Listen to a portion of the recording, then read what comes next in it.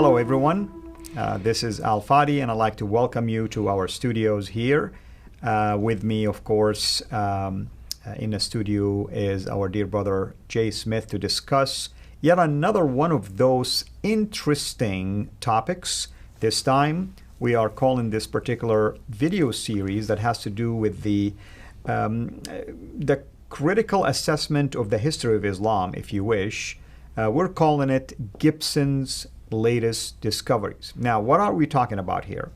Dan Gibson, if you've been watching any of our previous basically video series on the unknown history of Islam, or what we called also the Qibla controversy, we zoomed in on the findings of our dear brother Dan Gibson, who did studies using the Quran and analyzed the geography of the Quran and discovered that there is something interesting when he focused on the towns that supposedly surrounding the the community of Muhammad and Mecca and so on and so forth, and discovered that it's much further north than you probably would assume it to be, meaning that Mecca, as we know it today, is way south. These towns and those historical stories that Islam or the Quran is trying to present talk about stories of individuals or towns or people group that are much north. Later on, of course, he discovered that Petra is the ideal location for such area. In fact, he would argue that Petra could be the original basically place of the birth of Islam, or what we call the original Mecca, if you wish. And we took it from there and we began to explore certain things from his own assessment and analysis, so on and so forth. So this is an ongoing, by the way, research by Gibson. He's going to discover many other things. Today, we are going to unpack the most recent discoveries that he have basically revealed, and we want to definitely take these extremely important findings and give him a much wider platform as well. That's the reason why we're calling it Gibson's recent discoveries. And as a result of this, expect more series along these lines as more and more evidence or discoveries will arise. Dr. J. Smith, thank you again for joining me. This is always exciting series, and people really has been complimenting us on many of these information that we've been sharing. Well, this is it is a joy for all of us, because if you're talking about history, because of the fact that it happened in the past, it needs to be investigated. And we always say the historical critique, we want to look at names, dates, places, and events. Those are the four things: names, dates, places, and events. Of course, we also want to look at times factors. So when we have what Dan Gibson has done, and this is why we thank Dan Gibson for all the great work he has done, certainly between 89 to 2004, but as he's continuing up until 2019, he's still coming back. And we're going to do a number of these. As you say, this is now December 2019. We're going to be doing this in the spring of 2020. We'll probably do another one in the fall of 2020, because there is so much new material now starting to ramp it up as more people are getting involved. Not just Dan Gibson. Other people are now starting involved in this whole question concerning where did Islam really begin. And it looks like more and more what we're finding is when we read this book, the Quran, and when we look at the traditions, the descriptions in this book about these people that this prophet is having contact with, the areas that he lived, the places that he went to, the kind of vegetation that exists around all this is not pointing to Mecca at all. It's pointing to somewhere much further northwest, 600 miles further north, Correct. The Nabatean area. So what we're going to do is we're going to keep on, you're right, we're going to keep on just bringing this new material to you who are watching this so that you can keep up to date with all that research that's going on. This one, what we're going to do now in December of 2019, will be updated in the subsequent series that we're going to do. Let's just take a look and let's understand. Now, to do that, we need to back up to what we did in our original series, looking at what Abdul Malik needed. Abdul Malik, who was, I would suggest he was a Nabatean. He lived north of Petra. He lived way up in Damascus. but he was an Umayyad caliph. He was probably the greatest of the Umayyad caliphs, ruled from 685 to 705, and he was the one that created the whole Arab identity. Remember, we talked about this. And in creating the Arab identity, he first needed to create a man, a prophet, because the Nabateans, the Arabs, didn't have a prophet. The Nabateans didn't have a prophetic line. They didn't have also any revelation like the Jews and the Christians, who were their cousins. The Jews and the Christians, they had a prophetic line through Isaac. They also had revelation, the Old and the New Testament, Old for the Jews, the New for the Christians. They needed to have that kind of identity. They already now controlled that whole swath of land that Abd al-Malik, by that time, he controlled the swath of land from Andalusia all the way over to India. That was an enormous amount of land, but they had nothing to show for it as far as their identity. And that's why he needed a man. And that's why he builds the Dome of the Rock. We talked about this, puts it above the Church of the Sepulchre. And we're going to introduce that a bit more. We're going to unpack that. So once he found he got a man, and he introduced him on that Dome of the Rock. That's where he introduced the name, Muhammad. He also introduced it on coins. That's another series that we've done, is looking at the coins, where that is introduced with him. He is the one that introduced it. On the same year, actually a year later, after he introduced it on the Dome of the Rock and on the protocols, he then introduces the man's name. There's his prophet. And of course, then they needed a book, because a prophet has to have a revelation. Every prophet has a revelation. Where was this revelation? And that's why the Quran starts to begin put together. And we're doing a whole other series on when the Quran, the manuscripts that have been put together. In fact, we're going to be doing a great one on looking at where are these earliest manuscripts, how many are they. That's something that we're going to really tackle, because they claim that there are not just 6 manuscripts now. They're claiming more, and we're going to look at every one of them. This is exciting. But once you have the man, then you have the book, then you need to have the place. Well, the place was already there. The place was already there. The place already existed for Abd al-Malik. That was not a problem. He didn't need a place. The place was right there in Petra. That's right. And the narrative today, though, does not say it's in Petra at all. They put it to Mecca. And that's where Gibson has really been helpful, because certainly not to begin with. When you look at all the evidence that we've looked at all the qiblas of the mosques, 20 qiblas of mosque, ancient mosques from the 7th and 8th century, the earliest mosques, in fact, all the earliest mosques, their qiblas, their direction of prayer, are all facing Petra. So certainly the qiblas have given that away, and that's why Gibson was so good, because he was able to go back and look at all those mosques and actually go and do the coordinates. Do all the coordinates, modern coordinates. No, so you have the Qibla facing that city. Then you need also to look at what else has been found. Now, once you look for this place, you need to go back and see. Let's look at Petra, and let's look at some things that I would like to specifically pinpoint. Let's put the slide up here to see what we're talking about. Petra. One of the great things about Petra is that it fits the biblical account. Right. When you look at Hagar and you look at what's happening with Abraham, we know that Hagar is in a valley. That's very clear. We're going to one mountain and then to another. In fact, the whole tradition in the pilgrimage of going back between Safa and Marwa are those 2 mountains that supposedly Hagar went to when she was there with her son Ishmael. Abraham comes to talk to her, and he turns the corner out of sight, which is exactly what we find with the cliffs in Petra. The Thanea, or turning to the right. Thanea, that means something bent, basically. And that's the sikh that you find there in Petra. But let's take a look at map of Petra. When you look at that map there on the right, you can see that if we were to expand it a bit, you can see that there is a valley there. You can see that this valley does not exist in Mecca. There is a parallel valley which does not exist in Mecca. You can see, as you look at the circled area in red, that's the Christian quarters. That would be where many of the aristocracy, that's the ones who actually did speak Aramaic.